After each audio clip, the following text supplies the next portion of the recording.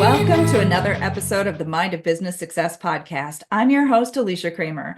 We have Darnyelle with us. She is going to inspire you. I know it. This is going to be another great episode. I want to welcome you to the show. I am excited to be here, Alicia. I have been waiting for this. Hey, y'all. I'm excited. The wait. And we're always booking, somewhere up to a full year.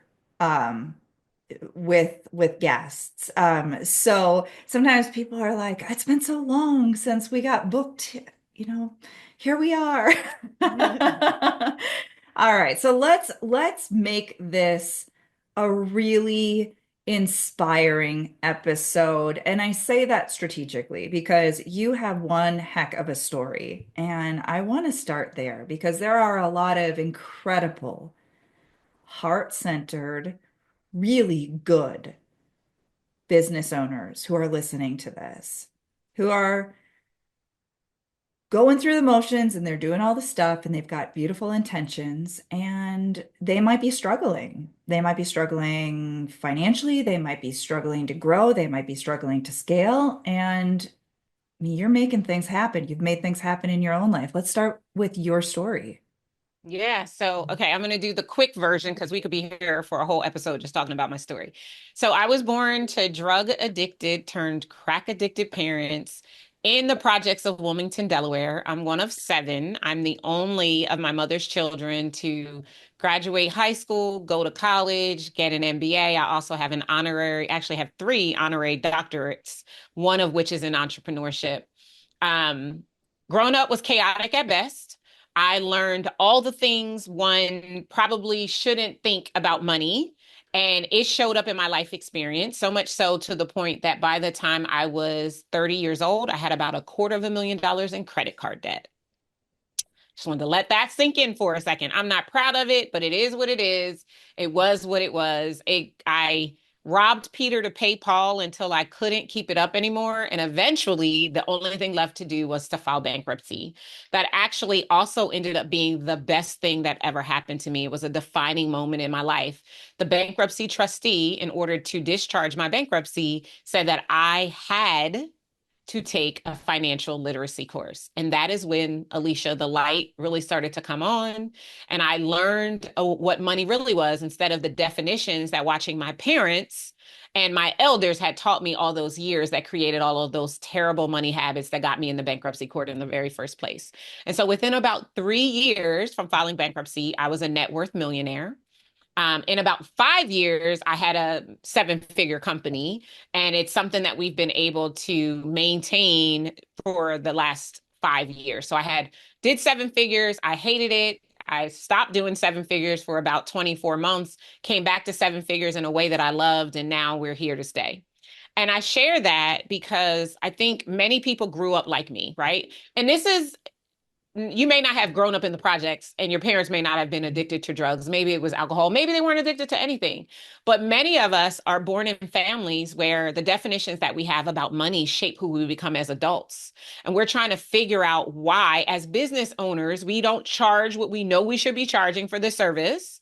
We can't figure out how to close a sale and how to ask for what we deserve to earn. And it is all tied to our first relationship with money. And so a lot of that has really flowered the work that it is that I get to do today and the time that I spend with entrepreneurs and small business owners. Like literally before coming to record this with you, I was on a call with a handful of my clients in our proximity mastermind, talking to them about what I call the softer side of entrepreneurship, alignment and embodiment, and things like forgiveness and surrender, and the role that they all play in our ability to make our money move and move consistently to us instead of constantly away from us.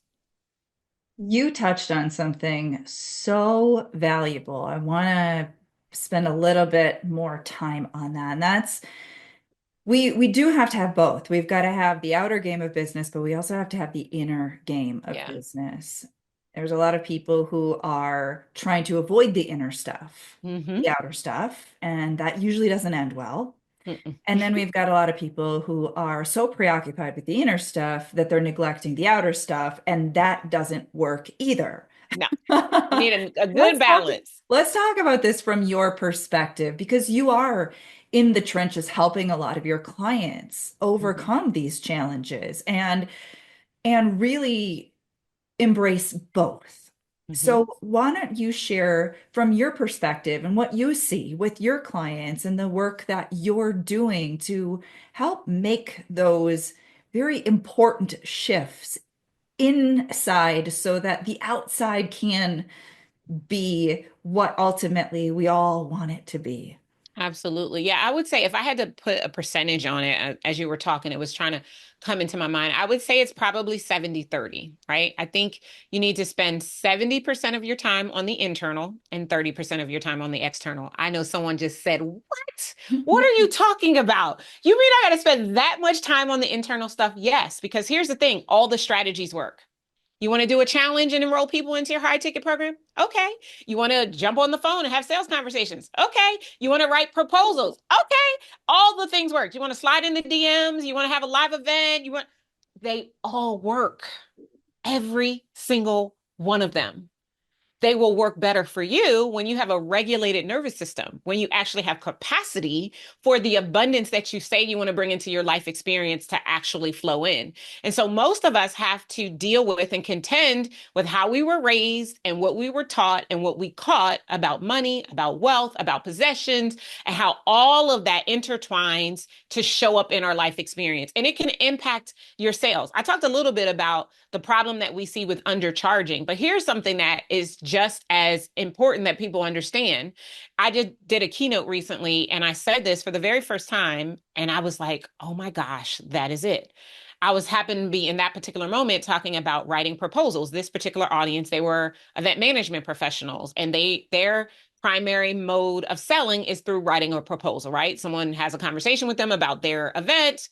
They listen to all the things, they go back and they write a proposal, and then they present a proposal. And what I said from the stage is that often the proposal doesn't get accepted because the amount that you put on the proposal you think is a lot of money.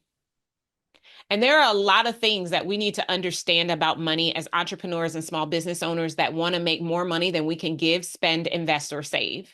And one of them is that money flows away from those who feel that there's a shortage of it. And when you say things like, that's a lot of money, that is telling money that you don't believe that it is plentiful and always available.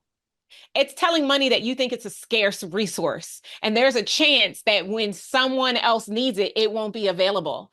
And I don't know anyone, if we were to treat money like a person who wants to spend time around people who think that they are not enough.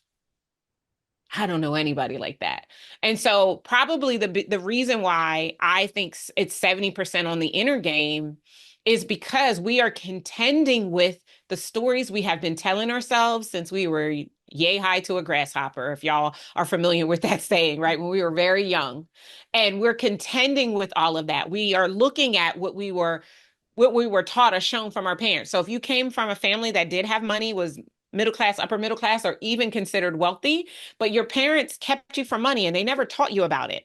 And they said things like, that don't ever talk about that. Your money is private.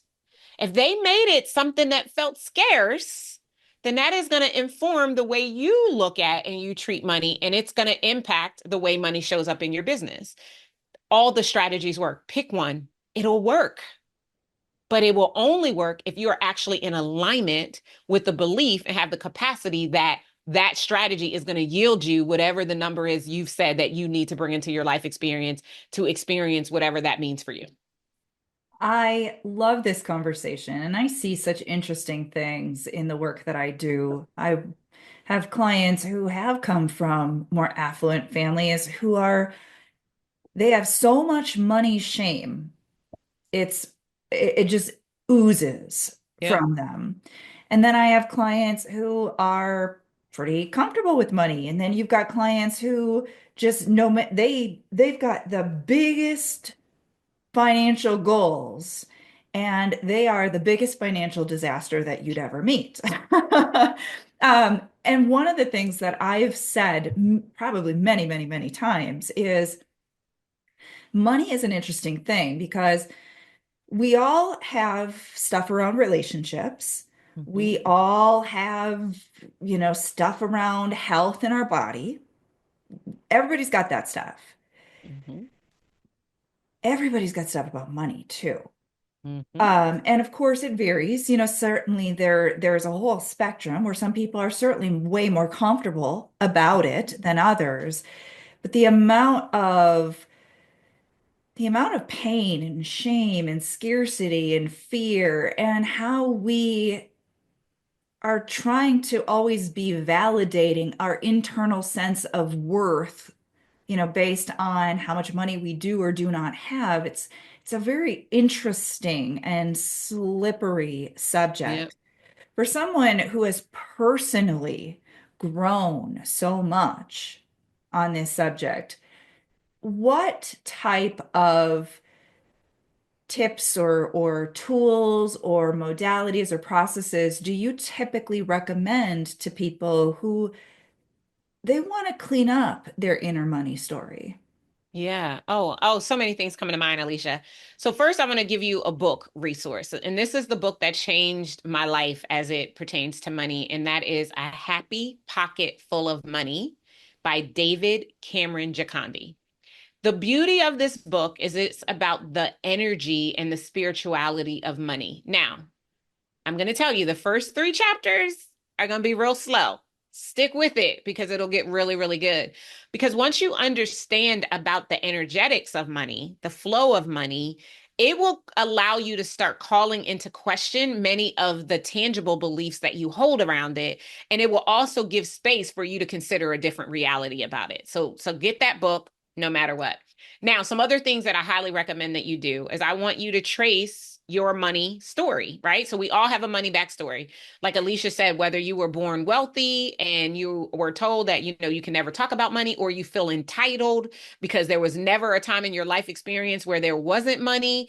Even an entitled energy around money is a problem, right? So I want you to trace your money pattern. So take a sheet of paper, turn it horizontal, and I want you to number it 1 to 7, 8 to 14, 15 to 21, et cetera, in intervals of 7. Well, why, Darnyelle, do you want me to put it in intervals of 7? The reason is because when you were born, between birth and the age of 7, you were born literally with just a subconscious mind. And your subconscious mind takes everything that is presented to it as if it is the truth. From birth to the age of 7, your conscious mind is formed based on the subconscious patterns and beliefs you are shown over and over and over again. You are literally a sponge, soaking up everything that you watch your parents and your siblings and your elders and your church family and whomever else is supplying you with content. From birth to the age of 7, you are internalizing all of that. And then that begins to form your own patterns and beliefs that you institute throughout your life. So I want you to go back from birth to the age of 7, depending upon how old you are as you listen to this. That'll determine how hard it might be. You want to try to get, if you can, between birth and the age of 7, what is your first memory of something called money? For me, it happened at 6. And at 6, that first memory of money met me with a traumatic experience because my mother backhand slapped me and told me that money was only for what you need. And so every 6 years in my 7-year pattern, I would experience a money trauma down to when I filed bankruptcy. I filed bankruptcy at 34. My 7-year pattern would end at 35 ever since, until I learned how to stop the pattern from continuing to replicate and radically dismantle it and all the beliefs that were associated with it. So doing this exercise will bring to the surface what you know to be true about money. And here's the cool thing about this exercise. You could do it for everything. You could do it for fear, you could do it for lack, you could do it for confidence, you could do it for any area of your life that you really want to get to the bottom or the root of where your beliefs that you hold today that are potentially holding you hostage, where they come from. And so we're going to trace those money stories and beliefs. Look for the patterns that exist. That's the first exercise that I would tell you to do. Second exercise that I would tell you to do is I would ask you to, how do I want to say this? Like, complete these sentences. What's the first thing that comes to your mind when you hear? And I'm going to give you 4. First one, money is. What's the first thing that comes to your mind? Number 2, rich people are. Number 3, If I had more money, and number four, if I continue to have the amount of money I have now, what comes up for you? You will find so many hidden meanings and innuendos and just completing those sentences around money. Now, when you think about it, if you don't, I mean, when you don't think about it, you answer with the first thing that comes to your mind. Your subconscious beliefs are going to rise to the surface. Even though you might say right now, consciously, that's not what I believe. Like, for instance, if you said money is evil, you might not consciously believe money is evil, but if you grew up in a household or around people who are always talking about money being evil, or that people who had money, like rich people, are evil, if you grew up around that, then you likely have an aversion to money because you think if you have a lot of it, it will make you evil. And that is the reason you undercharge, you over deliver, and you cannot keep money in your business. So we could always determine where the money challenges that you're experiencing now come from when we do those two exercises. So those are the two I would give you for now. I love it. And when you made the point about just ask yourself the question and notice what comes up and don't judge it, Mm-hmm. because if it comes up, it's in your subconscious mind. Correct. And one of the things that I see, even my clients who've been with me for a long time, they know the game. They know the process for identifying and shifting stuff. They still trip over this thing that we do where that answer comes up, even if they're in just mental conversation with themselves, Mm-hmm. their block, their belief, their limiting belief is coming to the surface and they try to talk themselves out of it by intellectualizing. Oh, but I read that that's not true. Right. It's like, well, yeah, that's in your mental bank also, but until you are able to clean up, to neutralize, to, you know, get rid of essentially that dominant belief, it's still there. It's still causing trouble. Yeah. So then I'm going to encourage everybody to re-listen to this episode so they can go through this different, yeah, you actually provided a couple different processes, Mm-hmm. right? Go through these processes and do the work. Yeah. But then once they identify those limiting beliefs, then what do they do? What do they do with that stuff? Yeah. So once you identify them, two things. Number one, there is a lie in belief. Spell the word Belief, right? There's a lie in belief. So most of the things you believe are a lie. So we're going to challenge the belief. And you're going to just ask yourself a couple of questions. Where did this belief come from? Was it your mom, your dad, your cousin, your auntie, your nana? Where did the belief come from? That's the first question. Second question is, how has this belief impacted your life because you believe it? So you're going to list all the things that have come up. Third question, is it possible that this belief could be false? How so? And you're going to give yourself permission to see the other side of what you have been holding to be true and to counteract it yourself. And then the fourth question is, if you no longer held this belief, what would you do instead? Now that's the key. So you talked about this earlier, right? We got our inner game, but we also got our outer game. Once we get clear on the block on our inner game, we offset the block with taking an action in our outer game, right? So the way that I say this, again, I'm a God girl, is I believe God will give you more while you're moving than he will if you stand still. And when we are feeling stuck, we are standing still. We're afraid to take an action. So once you've dismantled the belief and you now know that it is possible that it is not true, and you've got all of this evidence that substantiates how it could not be true, what is the next thing you now know to do? Do that thing. In the action of doing is where we actually see the dismantling take place around that belief. Now, it's not a one and done, right? No one goes to bed a blunder and wakes up a wonder. It's going to be a process. So you might have to do this every week. I have some clients every single day. they're doing this. Or once a week. For me personally, it was once a week. I was constantly questioning the way I saw myself, the way I saw money, until I got to the point where I saw myself and money as the same. And I realized I am the money. I can create the money. Creation is our highest form of value.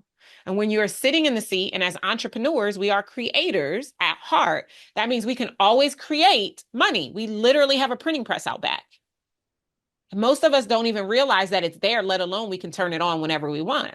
But by going through this exercise and doing the counter of what you have believed for all the time to be true and beginning to take the actions, as you start to clear a space for more capacity and for more of what it is that you most desire and what is actually the truth to flow into your life, into your business, etc. A vein of gold. I love this. So these are very powerful techniques that can be implemented, that can change the trajectory of someone's financial situation. And then the Absolutely. question becomes, are you willing to do it? Are you That's the willing question to right do there. it for yourself? Are you willing to do the work, right? And it's work. It's not hustle and grind work. It's not push a boulder up the hill work, but it is work and it is uncomfortable because it goes against everything we were taught to believe, right? We were taught that money is black and white, not that it's an energy that's always available. That feels a little gray. That's contrary to what we were taught to believe. And so it will be uncomfortable at first, but I promise you, if you stick with it, eventually it will become normalized for you and you will create in yourself the ability to experience whatever it is you want. So that when you are operating the strategy, when you are doing the thing, the tactic, it actually yields for you because you actually have created space for it to turn into that inside of your life. It's a game You changer. you have such an abundant energy. Thank And you. I'm so grateful that you are willing to share these things that people can actually put into practice. And that really is the energy of abundance. Mhm. And what I want to end with here is next step. So our listeners have just been given something that they can finish listening to this episode and they can actually go and they can do it and they can begin the process of this inner transformation. This is Yeah, transmuting the old false disempowering limiting beliefs into the energy of empowerment, your divine right to experience an abundant, beautiful life. yeah, How do our listeners connect with you? How can they learn more from you, follow you, go deeper? yeah, absolutely. If you go to movetomillions.com, that is a page that will link you to anything you'd want to know about me. You can get a copy of my book, Move to Millions, The Proven Framework to Become a $1 Million CEO with Grace and Ease instead of hustle and grind. You can listen to my podcast, Move to Millions. You can get my planner. You can learn about our events. Everything is there. You can connect with me to follow me on Instagram or any of the other platforms. Movetomillions.com. Beautiful. Thank you so much for Yeah, thank you. everything. Fantastic episode. So grateful. I knew it was going to be a great conversation. And it certainly was super valuable. And of course, got to thank all of our listeners. You know, we're doing this for you. If it's not obvious by now, make sure that you are tuning in for every episode with these amazing entrepreneurs that are coming on each and every week. And until next time, we will see you in the next episode.